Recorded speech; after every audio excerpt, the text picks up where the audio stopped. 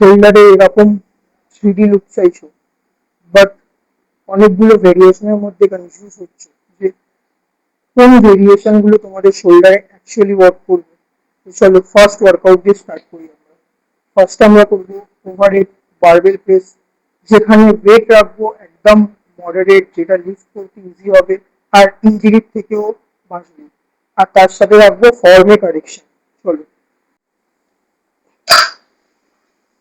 প্রথমে এইভাবে বারটাকে ধরবে, ধরে পা একটা পা আগে একটা পা পেছনে, বডি খুব বেশি বেন্ড করবে না, খুব বেশি স্ট্রেট রাখবে না, এই রেখে দেন ওভারহেড প্রেস। চেষ্টা করবে ওয়েট একদম মডারেট রাখার, আর রিপিটেশন 10 থেকে 12।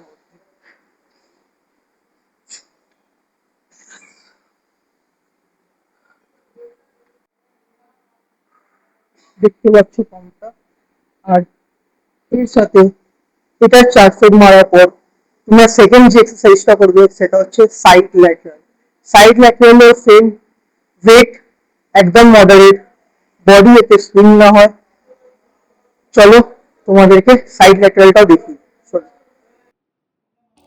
তোমরা দেখতেই পাচ্ছ যে আমি কিরকম কন্ট্রোলের সাথে প্রত্যেকটা রিপিটেশনকে পারফর্ম করছি।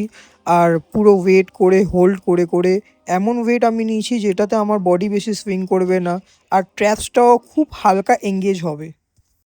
আর একদম লাস্ট আমরা যে ওয়ার্কআউট পারফর্ম করব সেটা হচ্ছে রিয়ার ফ্লাই। কারণ একটা শোল্ডারে 3টে হেড থাকে, তাই 3টে হেডকে ভালোভাবে ট্র্যাক করলেই আমরা আমাদের শোল্ডারটা বিল্ড করতে পারবো। চলো নেক্সট ভিডিওতে বাকি টিউটোরিয়াল